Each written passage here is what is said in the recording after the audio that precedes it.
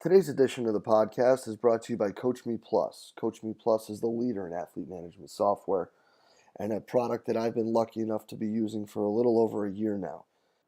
Only rivaled by the impeccable customer service that Kevin and his staff provides, Coach Me Plus's ability to constantly be amoeba-like in their ability to mold and matriculate what you're trying to get across and bring together is absolutely fantastic. Their constant pursuit of better ways and better methods and innovations and progress to their own product is absolutely fantastic. Go over to CoachMePlus.com. Check out what they got, guys. It's something that I guarantee you won't be disappointed with.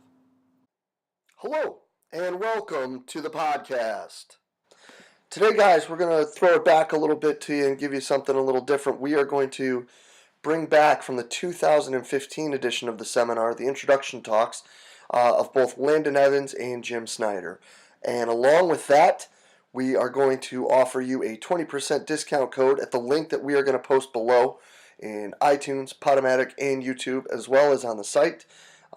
Click the link below, use the discount code, and you can get 20% off the talk. These 2015 introductions are really what sparked the seminar, so I hope you guys still enjoy the talks as much as I did and as much as I do still today. Let's get right to them. Snides, let's get right to it, bud. Let's hear what's getting you excited right now out there in Wisconsin. Okay, sounds good. I guess I'll just kind of start off with talking about where we're at right now with ice hockey. We just finished our season. Our season's obviously extremely long. Starts in September, goes till April if we're decent. Unfortunately, the men were really, really bad this year, but the women were really, really good. So it was kind of met in the middle with both the men's and women's teams. But kind of where we're at right now is we're off season one, which basically is our obviously GPP phase, and kind of what we're looking at is basically a structural balance model, or kind of preparing the guys and girls for the off-season training so that they're able to handle some of the more stressful activities that we do in the off-season. In the model that we use is basically looked at what I call or term it as postseason tissue reeducation. So how we go about that is really it's kind of higher level yoga in disguise is the easy way to think about it. So we're actually looking for fascial changes within the muscles, within the ligaments, tissues, in my opinion.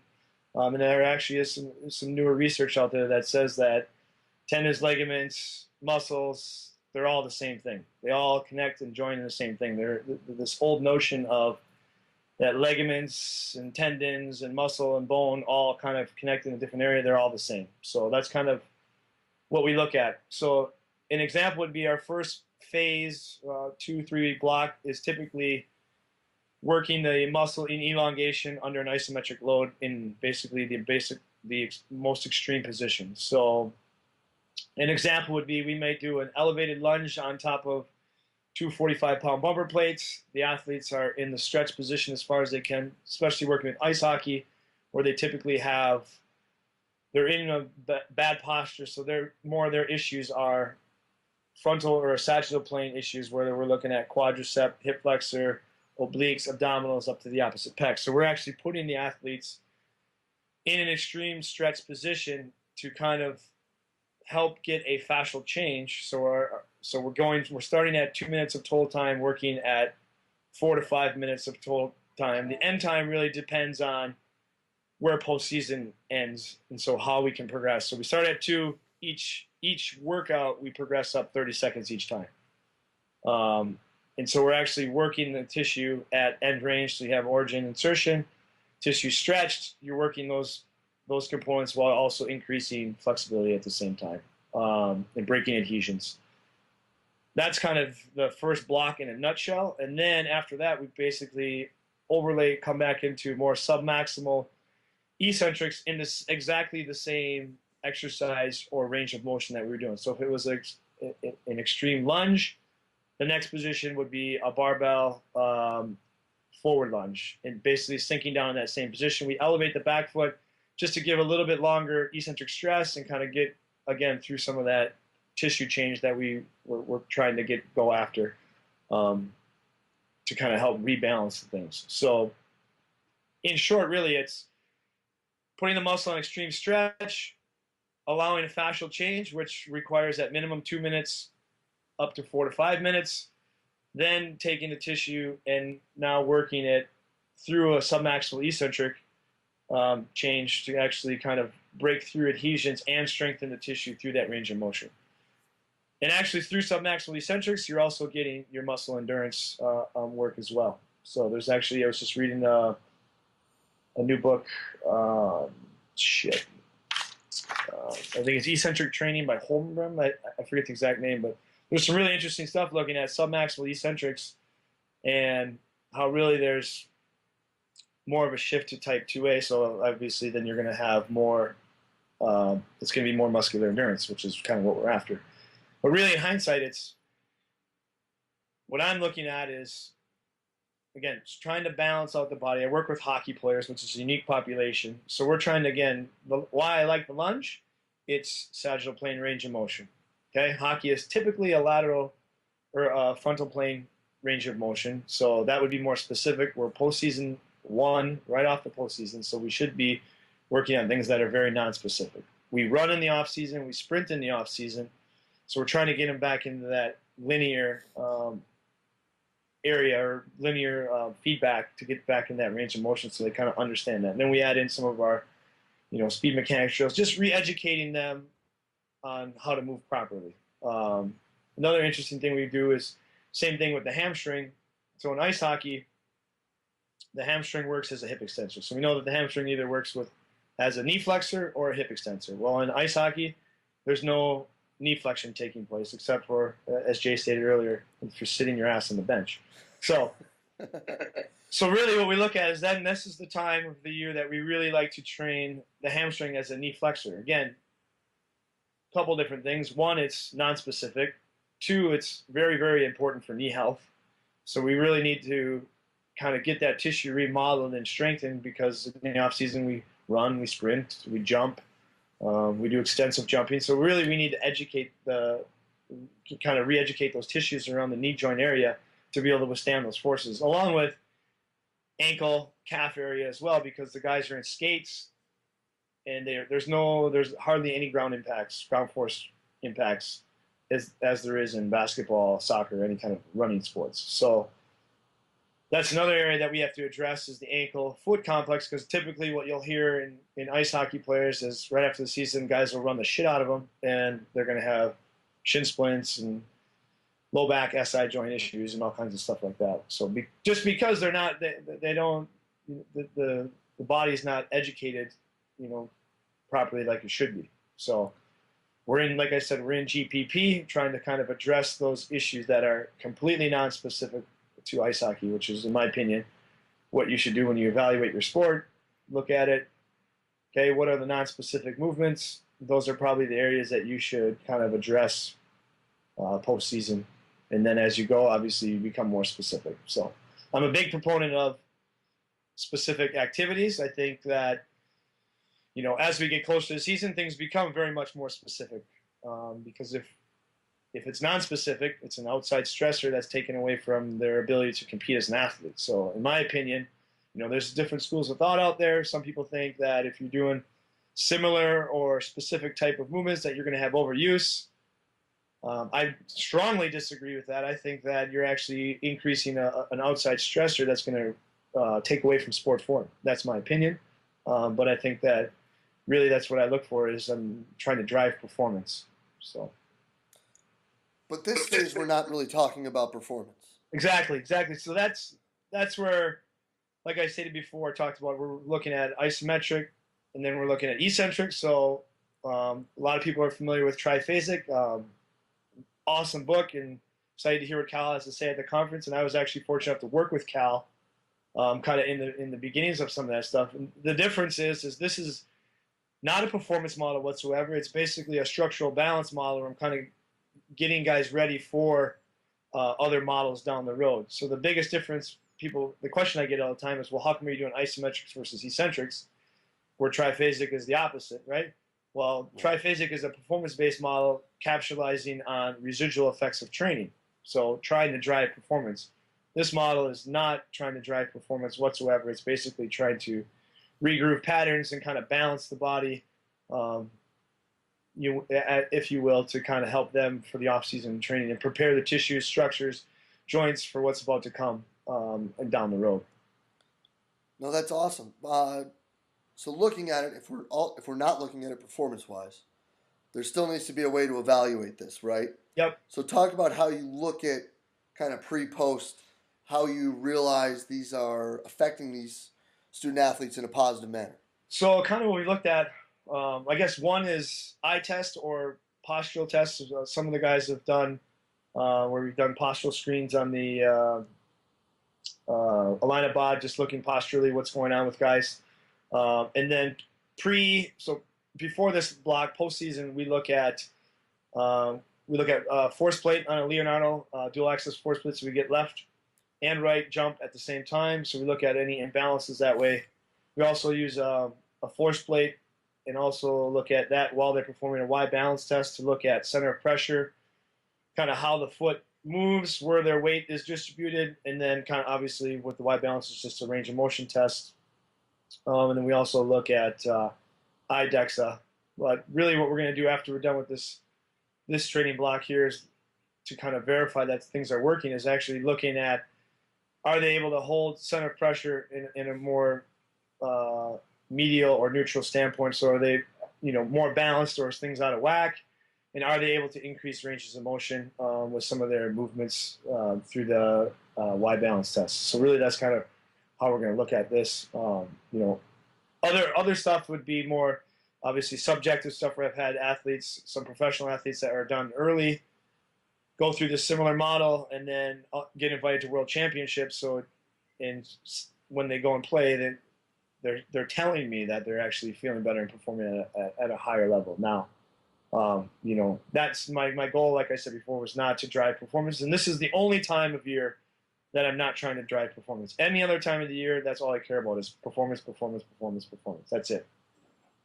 So really, the only time that we're not worried about increasing sport performance would be probably the 4 to 5 weeks following the season. And driving home the eccentrics also has a high neural component as well. Yes, but they're more submaximal, so I would say that there's probably not as large of neural component as it would be with overloaded eccentrics. So, I'm sorry, the isometrics. Did I say the eccentrics? I meant the isometrics. I'm sorry. So the 2 to 5 minute holds in the beginning. Yep. So how do you kind of branch that together? So looking at it fascially and nervously. Yep. So from a fascial standpoint, that's the hard part. You can't really assess fascial. I mean, you can through hands, right? And so I'm lucky enough that I'm a massage therapist as well. So when I assess guys pre and post, obviously I'm able to do more manual work on guys and kind of address them from a manual standpoint, which obviously then you can look at some of the, if you do a pre-test, obviously, which is what we do beforehand, I can take guys through an assessment. We might as well talk about my assessment. So assessment basically is a modification of the movement screen, is just basically a global picture. And then from there, I break down into wherever it leads me as far as looking at guys, more microscopically. Like I see something, what's going on? Do I look at, can they pronate, supinate fully, right? So if they don't have full pronation, supination, if I start doing pull-ups, they have neck issue, they're going to have shoulder issues, neck issues, all that kind of stuff. So FMS is just a global picture, and then from there I can kind of break it down and then look at guys. And typically with ice hockey players, they very frequently demonstrate the similar patterns. So when I'm doing the screen, it's very fast. I'm not overanalyzing anything, but if I see something that goes, oh shit, then I'll pull them off to the side and maybe do a more thorough manual evaluation, because that's really the objective of it, is to see, okay, with my assessments, I do a modified movement screen. I look at spinal compression, both statically, so under a longer duration load, and also dynamically. So I can see, obviously, if a guy can't handle static compression, probably shouldn't put a bar on his back for too long of a time. If a guy can handle static compression and can't handle dynamic compression, well, then you have to be careful with some of the jumping. So if you're doing barbell jumps or anything like that, you need to understand that they might have some issues with some of those things. So we look at that. Again, that just helps me from my exercise prescription standpoint. When I'm on the floor, not everybody's doing the same exact thing. And theme-wise, the majority of guys are theme-wise doing similar things, but other guys might do something different based on orthopedics, or might do something different based on some of our jump analysis tests that we do there. So that's how we kind of individualize it over there. But it's a lot easier for me to make corrections on the floor with guys when I kind of know what their orthopedic limitations are at the current time. That's awesome. And then, so looking at the isometric to eccentric Yep. Steps, Yeah. you actually see in your manual therapy, like you can feel the changes. Yeah, absolutely. The adhesions, if they are adhesions, that's a whole other animal. But I guess the areas of tension, or we'll just call them for adhesions because that's what most people understand them as. Really, you can definitely feel that they really break down, so the tissue quality becomes more pliable and moves better in those specific planes of motion that we're training in. That's awesome. And for most of your guys, because skating is lateral. We're looking quad, hip flexor, oblique. Yep, all the way up. Absolutely. So then, a sample example for the upper body would be? So we'll just do an elevated, like we'll get into a extreme elevated. So we'll basically elevate their hands on a couple bumper plates, get into a push-up position. This will be block or block one here. Right. So obviously they're in that stretch position, trying to get the pec minor, and all that fascia throughout the shoulder girdle to kind of open up. And then, so that's an example of the isometric holds in that phase. So we're lengthened. And then we might get into either, typically my guys are really, really weak because they don't use their upper bodies a whole lot in ice hockey. So then the next step will just be, we may go just, some guys, the majority of the guys will go into a push-up, an eccentric push-up, or an eccentric dumbbell bench, something like that. Just working, again, now we're working at, we've worked at end range, and now we're working tension through the range of motion. And so really, I think the model works. Anybody could adapt it to, depending on what their sport is. I happen to adapt it to sagittal plane of motion because the guys don't understand sagittal plane of motion. Skating is much more frontal plane. Adductors, as we talked about before, adductor tone is all screwed up. It's on length, so I kind of let that quiet down and try to work on more sagittal plane of motion, because we're going to, again, like I said, we're going to run and sprint and do different ranges, do different things in the off season to help guys obviously become better. So. Now like you said, you're an LMT as well. Yep. Do you find that this makes that job easier in the off season, where you don't need to go and literally put your hands on as many people as often because of block one? Absolutely. Yeah. It definitely. So I guess the question would be: so am I feeling a different? I'm doing less manual work, right? Is what you're asking me? Correct. Yeah. Yes, absolutely. I mean, there's always time for manual work depending on what's going on, because obviously no program is perfect. But yeah, it definitely reduces the amount of manual work that I have to do in the off season. So. That's awesome. And then, do you look to possibly revisit things like this, or look at these benchmarks that you set in a return to play model, or is this so far removed from the sport form that this is just basically your return to train model almost? Yep, exactly. Right, spot on. Not a return to play. Only, like I said before, only right after the season, full season. So basically, preparing the body to train, really, I guess is what I would say. So, because it's very, like we talked about before, it's very non-specific. So I wouldn't use that Um, I would not use that as a return to play model. No. Okay. And then looking, since we Now, just talked now, the push. now Oh, go ahead. let's backtrack. Now, if you think about those principles, if there was injury, I definitely would go back to that type of model. Absolutely. So again, this is where the tissue remodeling comes into play. So let's take. Do you want me to use your basketball? Let's use basketball. Okay. So if a basketball player has an ankle sprain, I would put them into where their ankle sprain is and kind of work isometrically at that um, inversion if it was an inversion ankle sprain. Work them in that lengthened position, right? Because fascially now you're teaching the scar tissue, especially post injury. Now I wouldn't do this 2 to 3 days um, with an injury. I would say maybe 5 days past because you're going to have inflammation and things like that going on. So you do whatever mode you feel you need that people need to do for handling inflammation those first 5 days. Then maybe you put that tissue into length. Again, trying to get it to remodel in the same relationship as the tendons or the muscles, so the same way that they go. So then scar tissue doesn't kind of, right? We know how scar tissue goes like this and crisscrosses all over the place. So now you try to get it.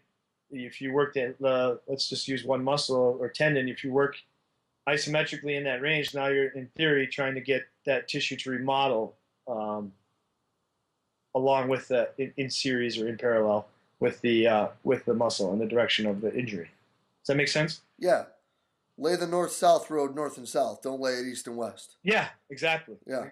100%. So no, and I think that's brilliant, especially looking. I mean, because basketball players roll their ankles a lot, and absolutely, once the swelling is down and they can move, yep. I think that's a great idea. Yeah.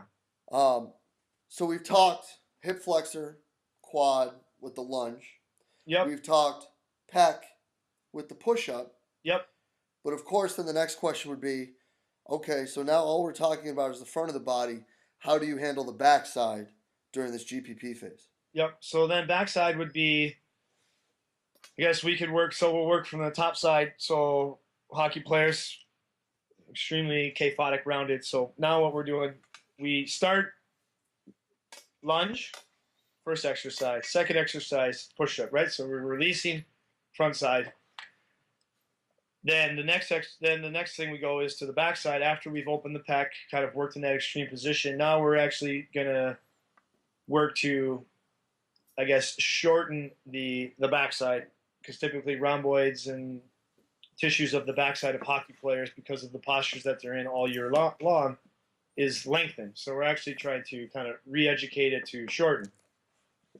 So the timing becomes same thing. It's even longer duration timing with the backside of the body, just because typically that's where more of our postural muscles are, so they're more slow twitch dominant, so it's going to take you a longer period of time to get some more change. Anytime there's a stretch, now you're looking at fascial change, so you're staying within that 2 to 4 minute window. Now, when you're shortening, the timing becomes not quite as defined by research, I guess I would say. So then it becomes just basically understanding the phasic tonic muscle issues, and then basically working those muscles on a longer time because of the fact that they're postural muscles. So we may do a long duration prone iso row with dumbbells. So they're just laying down on the bench, driving up, understanding good shoulder relationship, and holding that for a minute and a half time. We actually start that with more of an overcoming isometric, so which most people use some people use in performance models. So the overcoming isometric would actually precede the longer duration row, just to kind of help get deeper within the tissue and help recruit some of those higher threshold units faster, I guess. It's kind of trying to cheat the system. Then the next thing that we would go into, so let's work down the body. Now we're looking at the hamstrings, low back, like I talked about before. So now this is a time where we're actually working the just your basic hamstring curl. And with ice hockey players, like we talked about before, the hamstring works as a hip extensor, not a knee flexor. And so basically, we start off grassroots with just partnering up and doing manual work, and it really doesn't require much more than 2 fingers because they're so weak in that position. But it's important to address that because obviously we know that working the hamstring and knee flexion is obviously important for knee health, things like that. And in the sport of ice hockey, where it's the knee flexion is not so much of is not so important. We work it in that manner. So we're working leg curls, variations, working on isometric holds at end range. Again, same thing. So we're working on isometric holds at end range just so they kind of get the feel of kind of that tension through the hamstrings because they've never experienced that before, other than when we just started this postseason. So that's how we do it. And then same thing, we'll just take the hamstring now and from a lengthen at end range, and now we'll work it through an eccentric leg curl for block 2. Yeah, no, that's freaking awesome because really go and we're ready to smash weights. Yeah, no, and really it's like, oh, we're gonna hold here, and now we're just gonna hold here. Yep. Oh, we're gonna hold down there, and now we're gonna hold back here. I think it's brilliant, and I really am going to be excited to see the results that you get from it with the men and the women there, and how it turns out and helps the pro guys because I think that's really awesome. Snides, this has been a great talk, man. It doesn't mean that we don't train. We train. Oh yeah. I don't want people to get that idea at all. I mean, Absolutely. You're talking what, like 3 weeks, 4 weeks, maybe in the spring. Typically, it's 4 weeks. Yeah. 5 at tops if we have a really bad season, but it's usually 4 weeks. So. Right. And then you've got all summer. So you're talking the 8-10 weeks the kids are coming back. Yeah. And then, then you guys start classes and you got what, like 19 minutes before they start practice for hockey in August or whatever it is? Cause... It's October, actually. One week before practice starts. You guys get a whole week. 1 week. Yes. You get a lot done in a week. I'm trying to keep the hockey coaches away from the basketball coaches so they don't come up with this, excuse my language here, idiotic rule of having summer touches all summer long. So hopefully we don't do that, especially in ice hockey. Let's think about this. God didn't make people to skate, for Christ's sake. Well, with that point, Snides, I think this has been an awesome talk. I think we leave it at that. I'm excited to see what you've got for us here in July. This was awesome, bro. I appreciate you taking the time out. I'm glad that you invited me to come out there and speak, and hopefully I can, I'm just going to share what I do, and hopefully we have good conversation because that's how we all get better. Brilliant. Snides, thanks a bunch, bud. All right, buddy. All right. See ya. Huge thanks to today's guest, Jim Snider. Awesome talk. Always great to hear what people are doing right now with their athletes, trying to help them get better. Really enjoyed it. Every time I talk to Snides, I feel like I take something away from it. So as always, guys, you got anything to say, comments, questions, whatever it may be, just go ahead and leave it below. And if you guys liked it, you thought this helped, please share it through the social media outlet of your choice, Facebook, tweet it out, whatever it may be. And we hope to see you guys here in Richmond, Virginia, July 16th and 17th, where you can hear more from Jim Snider at the 2015 seminar.